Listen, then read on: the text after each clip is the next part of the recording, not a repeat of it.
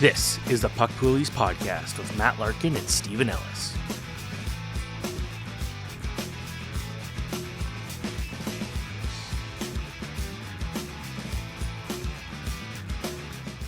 Hello, everyone. Welcome back to a new episode of Puck Poolies. Matt Larkin here with Stephen Ellis, always getting into the dog days of the season now. I've got some crazy stuff going on in my fantasy league, but Stephen, as always, you can tell me what's going on in yours first before we get to the show. Finally won in my 16 league. It's been a while. It was a rough little go, but finally, after weeks and weeks of other teams' best player or like random players, not even their stars, coming up and stealing the show, I finally had that happen for me, and I'm off to a good start already this week. So last week was difficult. I'm happy to move away from that. It's just like all these like really close losses. I was like in some cases like one goalie win away from winning 3 of my matchups and potentially challenging for first place. And right now I'm back in second. I think 3 of us have the same record, and like we're all really close still, which is awesome. No one's tanking. No one's giving up. Every matchup every week is still looking good. My other pool, the bigger one, I've given up on that one. I have way too many injuries. Basically half my roster is injured, and I can't do anything about it unless I just want to give up on those guys the rest of the season. And I don't really want to do that. So I'm just kind of in a part where I'm basically tanking, and that's okay. It is what it is. So how about you? Yeah, I know what you mean about tanking. I'm switching to that mode too. I caused a lot of controversy in my league this past week, because I'm 19 games over 500, and I realized that the league is broken just with the pick trading we've been doing, where we've been allowing mega tanks that create these super teams the next year that are unbeatable. So I think we've let people go a little too far with the pick trading, and we have this 1 or 2 teams that are so far ahead that even though my team is good, I realize like every time I go up against one of those teams, I lose. I'm like, I have no chance to win.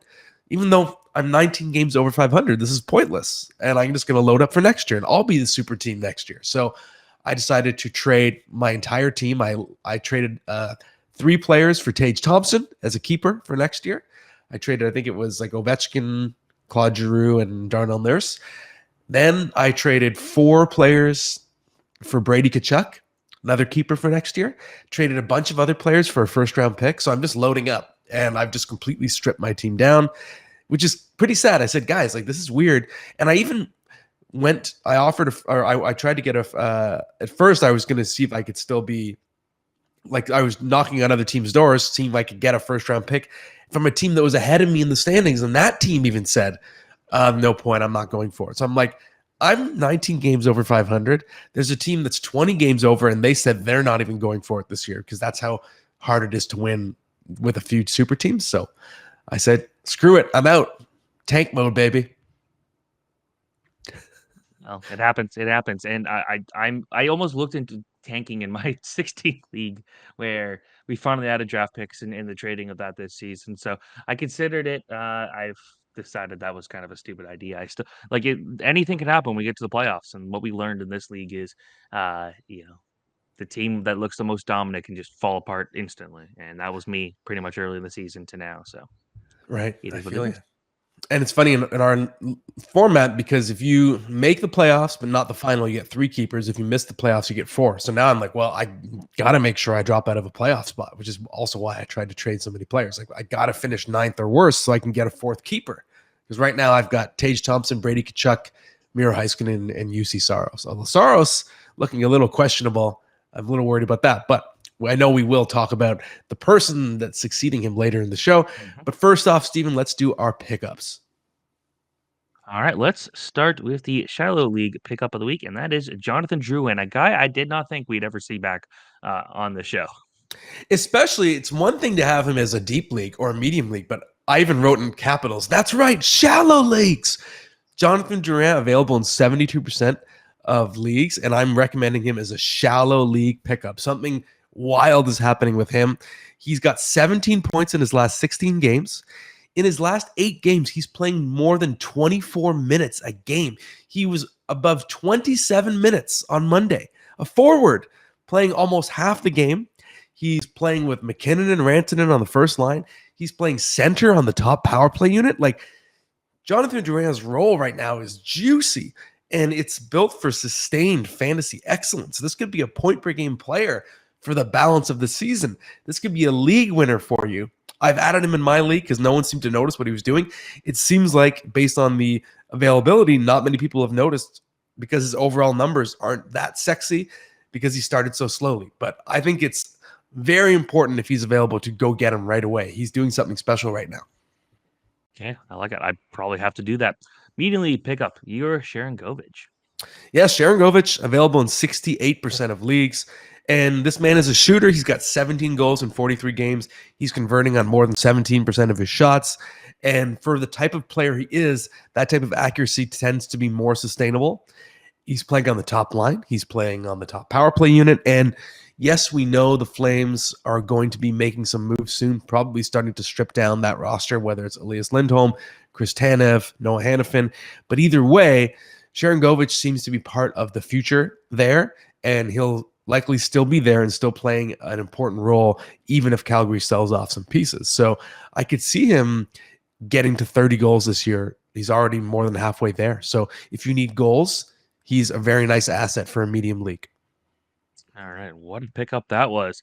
This one is interesting. Deep pickup, Nico Doss. And, I was on the group of people that kind of just gave up on him. I know I was high on him when he was in the OHL and was putting up some good numbers. Got to be Canada's World Junior goalie, didn't play so well. But he's found a way, despite having injury that kind of hurt his season, has figured out how to be relevant here. Yes, Nico Dawes has surfaced. He's available in 92% of leagues, but the New Jersey Devils crease is wide open. We know Akira Schmidt already demoted. If you take Vanacek, arguably the worst goaltender in the entire league this year, he's sort of neck and neck with Ilya Samsonov. And Dawes, solid AHL goalie so far in his pro career. That's about it.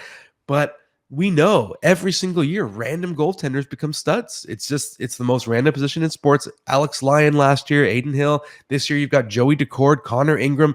It's anyone can be a star now in net. Seriously, because there are that many good goalies. There might be 100 or 200 goalies in the world now that are NHL caliber when there's only 32 starting spots, right? So it's not the biggest surprise in the world anymore when a relative no-name comes in and succeeds. Nico Dawes has played 5 times since the late December call-up, .922 save percentage. He's been the best goalie so far for the Devils, and yes, it's possible they're going to make a trade and try and bring in more of a veteran, but until they do, it could be his crease, and I think he's going to get an opportunity to run away with it a little bit here. So that's an important pickup. If he can stick, keep the job, find some magic, that could be a very important pickup for the second half. All right, I like that. The WTF pickup, that is Owen Tippett. Yeah, Owen Fastest Tippett. skater in the world, basically. That number is still blowing my mind. I did not realize Owen Tippett was that fast. He's available in 43% of leagues. And he does pretty much everything you want in a banger league asset. So if we considered Brady Tkachuk the banger league god, his pace right now, 38 goals, 365 shots, 231 hits. Great combo meal production. Owen Tippett's pace, 30 goals, 302 shots, 123 hits. So he is a poor man's Brady Tkachuk, and he is available in so many leagues right now, despite that fact. He should be owned in pretty much all leagues, especially all banger formats. Even in regular formats that don't have those categories, he's still an asset in goals. So this is a pretty valuable player, and it feels like the fantasy world as a whole hasn't really woken up to him fully yet. All right. Owen Tippett was one of my favorite prospects in junior when he was there because with the Mississauga Steelheads, because watching the way he unloaded his shot, he looked like a guy who was going to put up a lot of points. Knew he could skate, but again, seeing the stat we saw, just I did not expect that from a guy like him. So good to see him doing that. My cat Blue likes to come say hello. I think she's got some opinions on Owen Tippett, but she's going to back up, so maybe she doesn't anymore.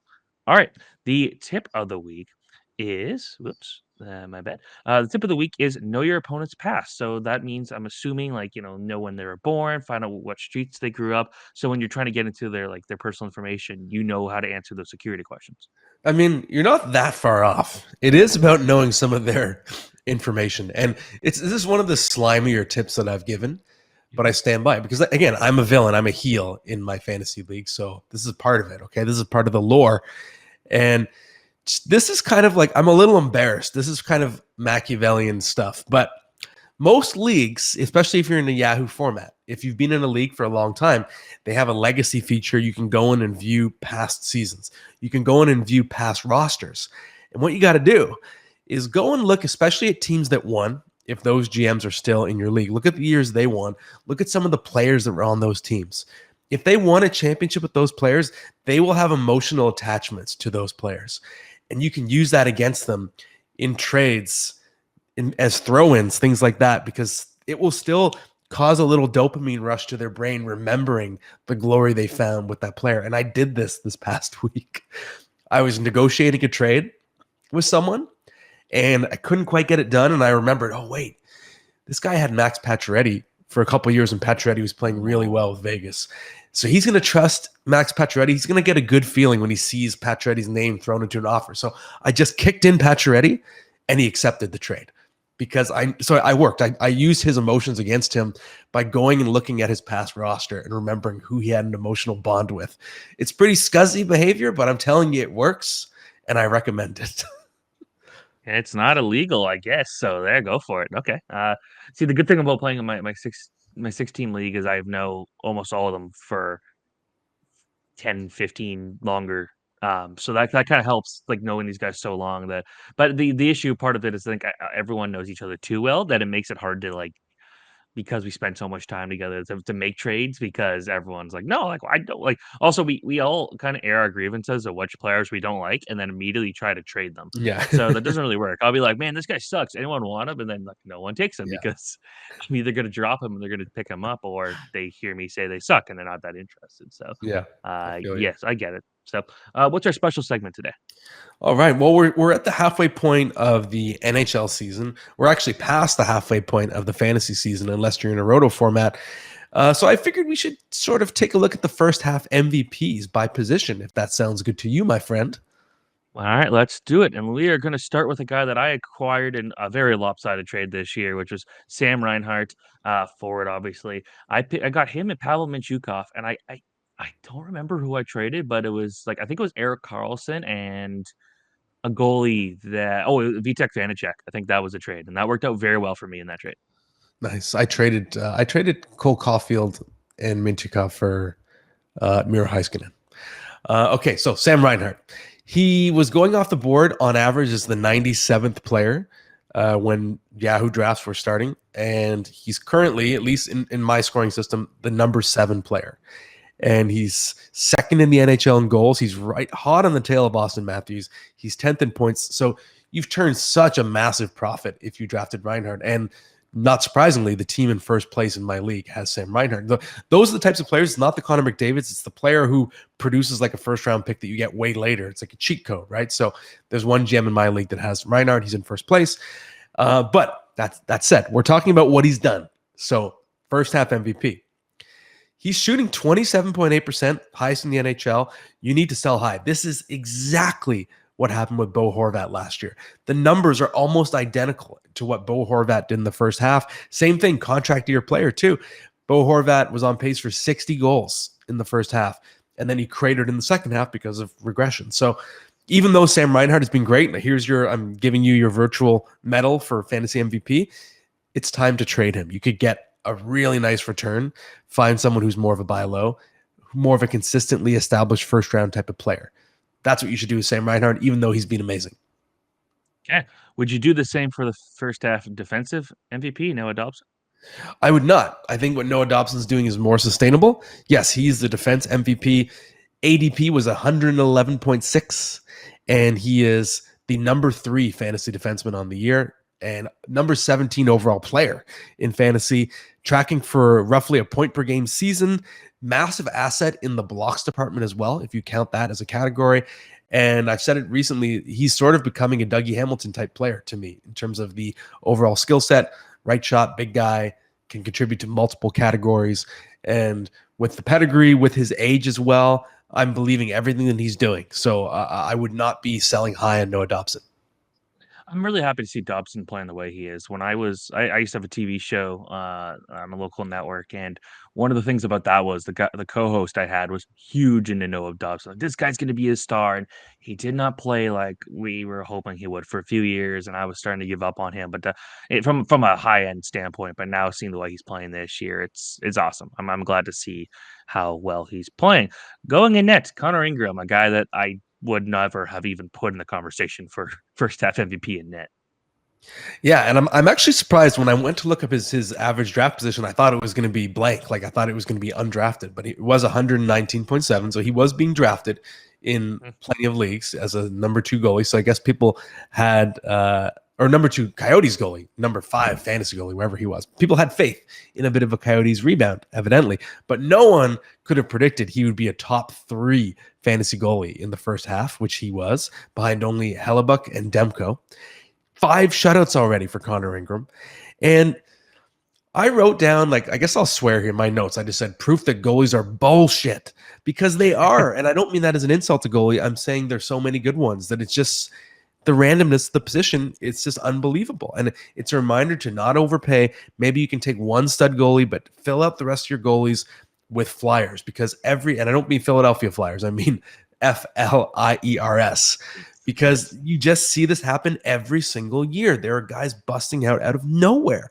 And Connor Ingram is that guy this year. He and Joey Decord, that's 2 of the top 4 fantasy goalies this year, are those 2. Who in a million years would have predicted that? Their own parents would not have predicted that. I would have expected both those guys to be have a better chance of being full-time AHLers this year than being fantasy MVPs. So, yeah, I never want to agree with the fact that goaltenders in fantasy hockey are completely stupid. I always like to draft a really good goalie that I can rely on every single year.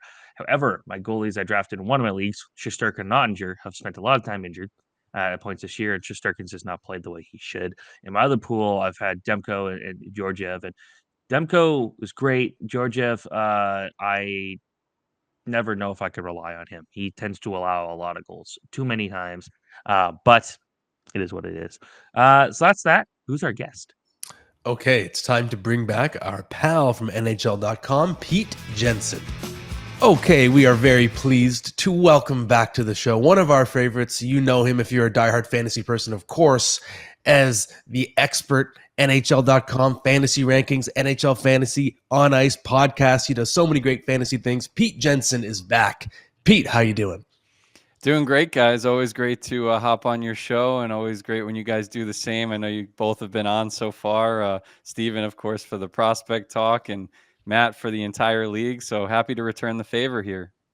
Absolutely. And Pete, earlier on the show, we were discussing our fantasy MVPs. We were doing them by position, but also just thinking of it in an overall sense. So I'm curious, do you have someone, especially, I always do it kind of relative to ADP, but do you have a fantasy MVP in mind so far in this first half? It's got to be between Sam Reinhart and Brock Besser because of how well both of them have performed in goal scoring. Who am I more surprised by? I guess I'm not that surprised by Sam Reinhart because he, a couple of years ago, was a point per game player on a third line. So you knew the guy was for real and he's in a contract year. I'm more surprised by Brock Besser, I think, and just how elite the Canucks offense has been and the team overall, like even defensively with Hronek and Demko and Quinn Hughes, front runner for the Norris. But Brock Besser performing at this level has been something we've expected in previous years and fallen flat and been disappointed. So it's great to see Besser really revitalize and bring a fantasy punch that we've never seen before. I guess on the opposite spectrum of things, who is your biggest first half disappointment? There are a couple. I think Ovechkin's a disappointment. Tage Thompson's a disappointment. Some of the guys have started to turn it around that were early season disappointments, like Matthew Tkachuk and Jason Robertson and guys like that. Of course, injuries always play into it. I know Ovechkin's a little banged up right now. I think that the Sabres are my most disappointing team so far. I know they had a big win over the weekend. I know they've been pretty good since the new year, and they're only 7 points back as we record here. But it's just one of those things where I just expected so much more of a ripple effect from that entire roster, starting with Tage Thompson And I know that he dealt with some injury early on, and most of the guys on that team, not to make an excuse, but Skinner is banged up. Tuck has been day to day, like all season long, right? Darlene keeps coming back even when he gets banged up in games and holding down the fort. But yeah, Tage Thompson is up there among my biggest disappointments just because I expected to be in the contention for the Rocket Richard. Yeah, I agree. And all the while, Steven threatening to go viral there with the cat doing the flyby on his screen. We're going to have to I clip that saw one that. for later. You're like that guy, the office guy with his kids in that clip a few years ago. But it's interesting. Yeah, there he is. There's Blue the cat. I can sneeze almost looking at him. That's how allergic I am. But it's funny, especially, Pete, you mentioned Ovechkin. And to me, he's been one of the more confounding players just because, you know, obviously we know he's aging, but also he was unlucky with his shooting percentage. And it seemed like he had a little spark a couple weeks ago. I traded for him, and then I traded him away. So I bought low and then I sold lower, which is pretty crazy to think about it. And it kind of connects to the next question. If not Ovechkin, it could be someone else. But which star player going into the season do you feel ready to drop, maybe even in a shallow league? That's tough. I don't know that I have the best answer for that one, just because I tend to be very patient with star players around the league. John Carlson, to go off that same topic, I'm not sure I would drop him just because defenseman is so scarce, but I feel like he's had a little fall from grace, and it's crazy because the team has been more competitive, generally speaking, than I ever would have expected. I thought they were, almost gravitating toward a rebuild a little bit, but they weren't treating the roster as such. But the Capitals stars of the past are no longer like those dominant fantasy sources of power. So, I might consider dropping a player like that. But the defenseman position is so tough. Like these key guys have been missing for weeks now, right? Sergachev and Heiskanen and Shea Theodore. I haven't heard much about him in a while. Mm-hmm. So maybe you hang on for a while. Again, 95% of the time, these star players with a pedigree from 5+ seasons ago, over the past 5 seasons, I should say, I would stick with them more times than not. But maybe John Carlson's one, like by association, that you would consider dropping. So we're kind of at the point of the season here, past the halfway point, where teams that are kind of just out of it are out of it. And I know in one of my fantasy leagues, I'm so far out of it, it doesn't seem to matter what I do. I'm just every week I'm projected to lose by like 130 points. It doesn't help that on that team we have two injured reserve spot, and I have 9 players injured. So I actually just kind of run out of options there. But what do you do as a commissioner when teams start giving up and disengaging in a redraft format at this time of the year? Yeah, it's tough. I mean, it's one of those things, like if you're coming in and starting a season fresh in a new league, it's like one of the growing pains of a new league. Like people get checked out this time of year in the final couple months of the season if they fall out of contention. So you have to kind of find that balance of, being able to, if you do a keeper league where you can trade some draft picks, I know you don't want that to go off the rails because sometimes, trades are causing problems if they're too lopsided and stuff like that. Makes people unhappy. So I think I like the idea of trading, like, one in a particular deal, like one draft pick for the future, and keeping some of those teams, allowing them to load up on draft picks if they do have some assets to trade. But it's one of those things, like, especially I think in head to head, it's less of an issue because you could always pull an upset any given week and keep things interesting. But roto leagues, it really gets tough when you're in last place or second to last, and there's still like 2 months to go in the season. Wouldn't blame someone for focusing on a different league where they're doing better, or focusing on a different sport, even if a new one starts up. Yeah, it's funny. It's why I stopped playing roto formats. They just bored me to tears for that reason.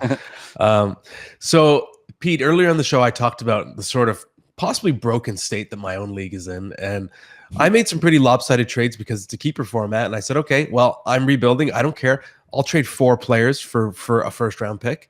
I'll trade 5. You want one more? Sure, I'll throw it in. I don't care. I'm building for next year.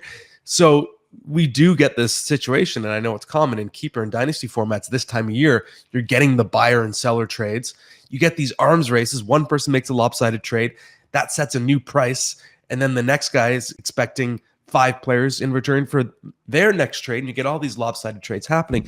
So what do you do? Do you think those types of formats need restrictions on trading? Do you need a veto function to come in? Normally I'm very averse to vetoes, but I'm curious what your thoughts are.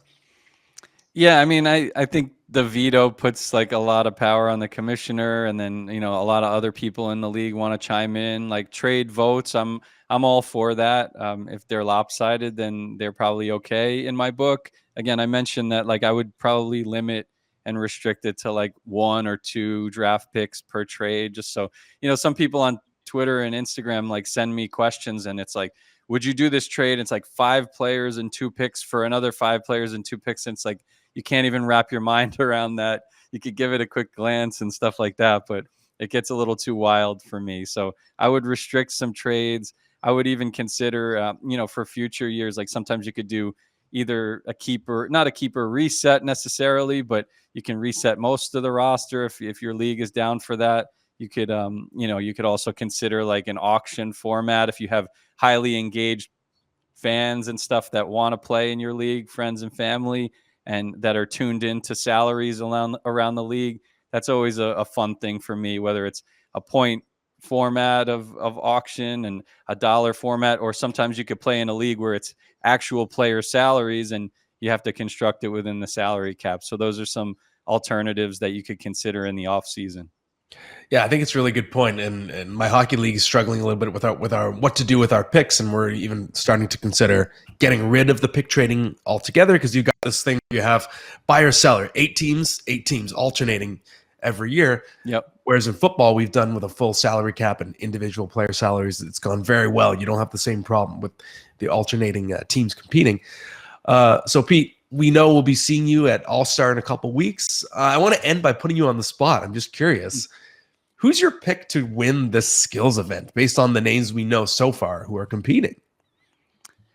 I think that it's going to be a lot of fun, this skills events. And I think that like, I'm really looking forward to the PWHL showcase. That's something like new, and 3-on-3 is like one of the most exciting, aspects of hockey and in the modern day. So I'm really excited about that. So I'm just like, I'm going into it with an open mind. I'll look, a little closer at the names when when we get a week out, we know exactly who's injured, who's healthy. Hopefully, I hope that Bedard can get there somehow. I know that he was on the ice for a practice run, and they're gonna be cautious with him. But I hope that there's a scenario where he's healthy and can light up the stage a little bit, with Toronto being the mecca of hockey. But I'll take a little look closer as we get a couple days away, I think.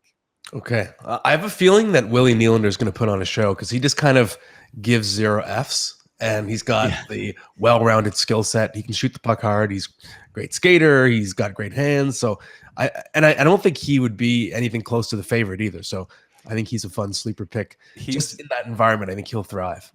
He's been so fun this year. Like, who would have ever thought that we'd be, putting him ahead of Matthews if you were going to rank Maple Leafs players for the Hart Trophy?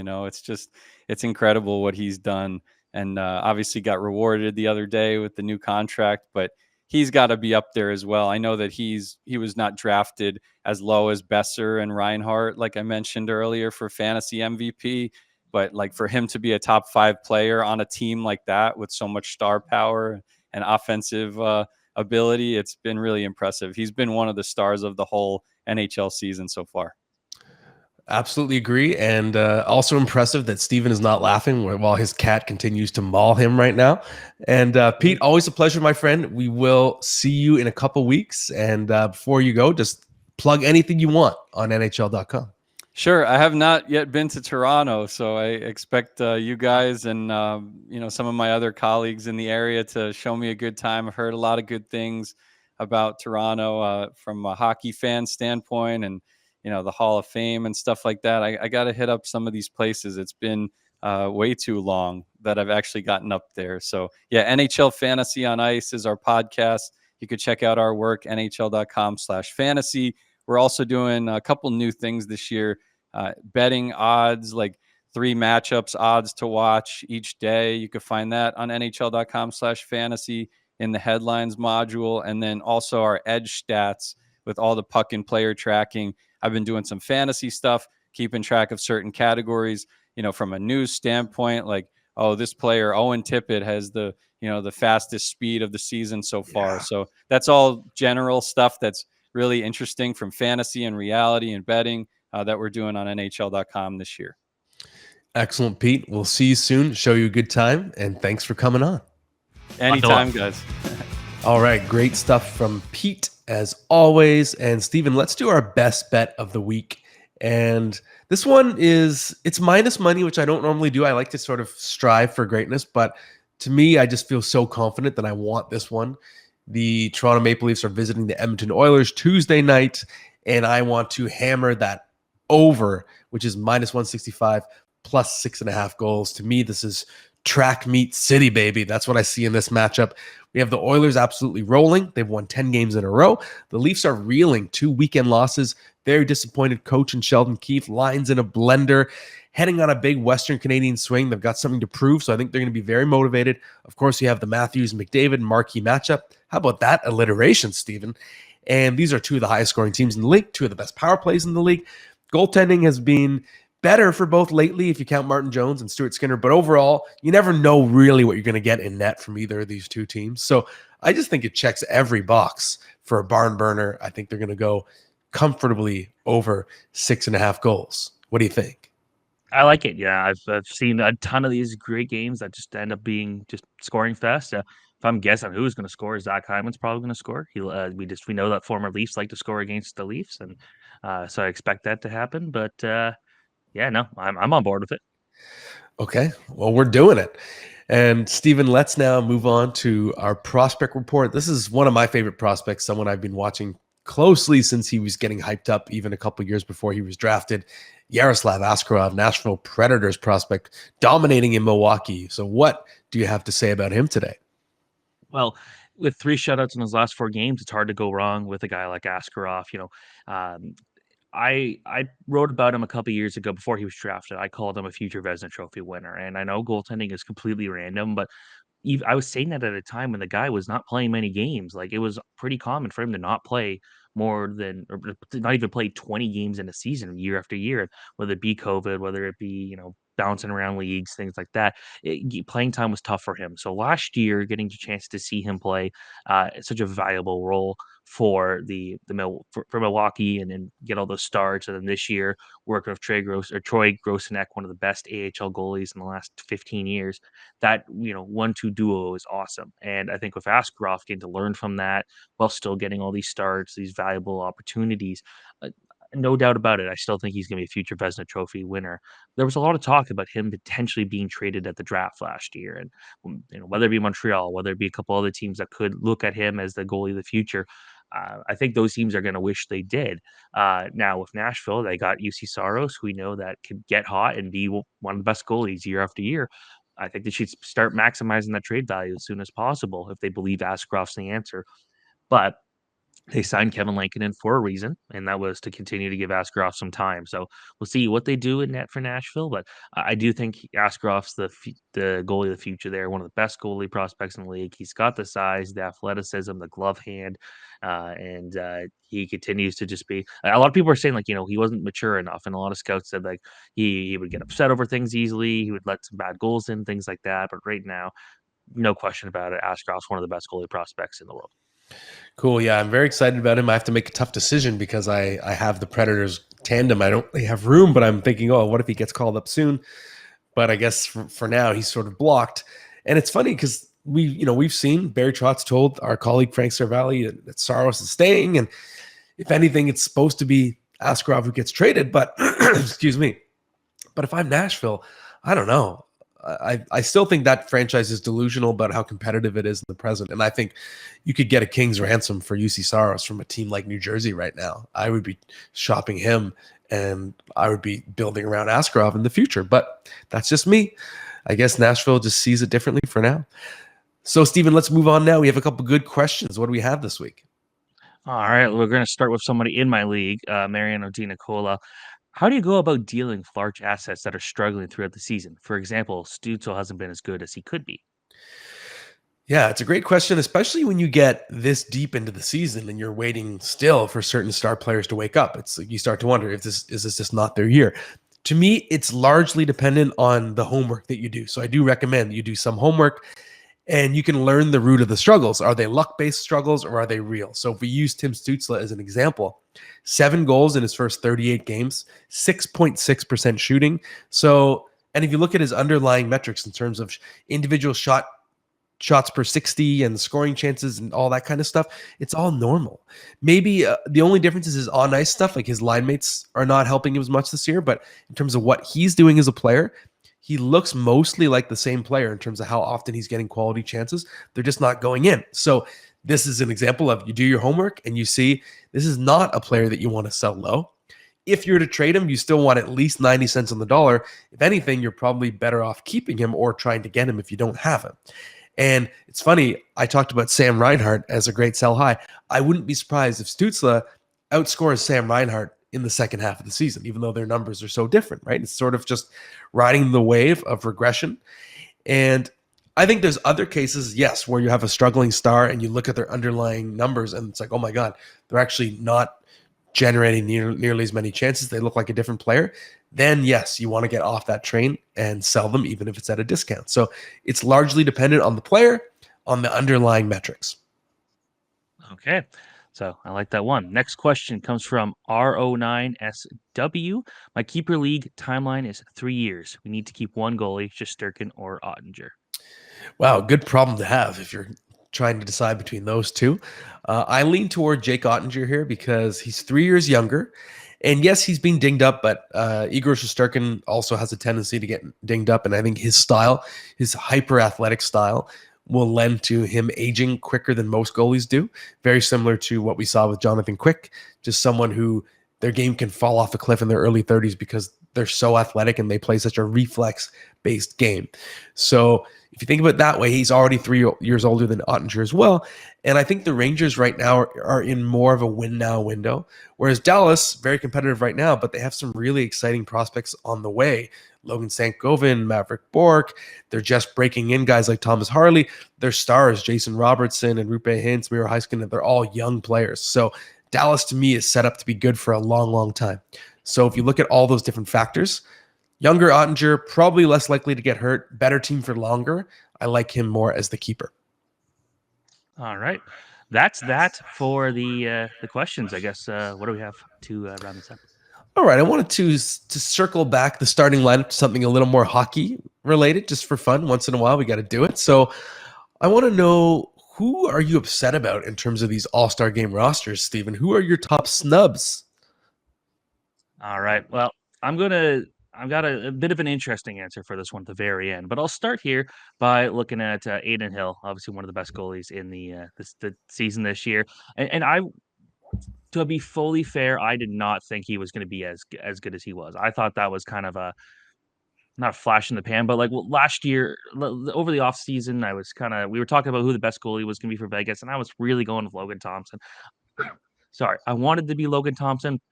It's not, which is too bad to see that, but it is what it is. Zach Hyman, watching him play at a pace of nearly 50 goals this year, and considering the Oilers fan base is like rabid and nuts, I'm shocked that he was not invited to this team. So it, it just made sense, playing on home ice, like the ice, he formerly played for the Leafs. He's got a huge fan base there. His family's close by. It just felt like that was going to work. But when you look at the fan vote at the very end, it was like all Leafs, all Vancouver. So it was what it was. Jake Gensel, you look at the numbers he's putting up with Pittsburgh, and yeah, Crosby obviously deserves to be there, but Gensel's been just as good throughout the whole season. Very valuable for me in fantasy, that's for sure. So I thought he should have been there, but again, I don't love the fan vote thing. It's good that you get to. I'm glad that you get to basically go out there and vote whoever you want to be in this All Star game. But I feel like the fact that we got basically 2 teams that just kind of made up the final fan vote spots didn't feel right to me. Noah Dobson should have been there. Of course. No question about it. Just literally fantasy MVP. I don't know how to get that. Connor Ingram, throwing another goalie there. Just Arizona Coyotes. We talked about them earlier. The Coyotes are not even in the playoff contention window. If it's obviously they're not a favorite to make the playoffs at this point, but they're not even close without him in the way that he's played this year. And then to wrap it up, I'm not crazy. Mikko Rantanen didn't make the All-Star game, right? I don't think so. I because of And the McKinnon and McCarr, but I have to double check it. like, why isn't he there? He should be there. Yeah. Let's just put it that way. The one thing I'll say about the All-Star game, and one thing about it, nobody should care who's on the rosters. Nobody in their slightest should care. I don't think the players want to be there. I don't think they care, for the most part. I almost feel bad that it's in Toronto this year because, like, this should be somewhere warm. Put the draft in somewhere that's colder. But in the All-Star game, you go from Florida last year to Toronto this year. Like, I don't know. It just doesn't feel right. Even though we're from Toronto and it makes a lot of sense for us, it's close for us. Not having all these guys, like people caring who made it and who didn't make it. It was hard to come up with this list because, again, I don't care who's there. Like, throw Jason Dickinson in the All-Star game. Throw Peter Mrazek in the All-Star game. I don't care. That's how I feel. Rantanen, you're right. He's not going, and I agree with you about the weather thing. It's so backwards. It's like it should always be All-Star game in a warm city, draft in a cold city, because then it won't be unbearably hot. It'll be more tolerably hot in the summer, right? Whereas last year it was like draft in Nashville, crazy hot, and then you have All-Star here in Toronto. So I think you could just switch those two. You'd be fine. It says right now on the Weather Network, it says -9 feels like -16 here. And, like, given how the weather's gone, I almost expect February to be the coldest month we've had. So, it's going to be a rough one, I think. Yep, that's okay. We'll be ready for it. And that is it for this week's show. We're getting closer to that All-Star break, but not quite yet. And I'll give you a reminder for anyone listening. I will have an updated top 300 fantasy rankings coming out just in time for the All-Star break. So keep an eye out for those and keep listening and watching. We'll be back next week.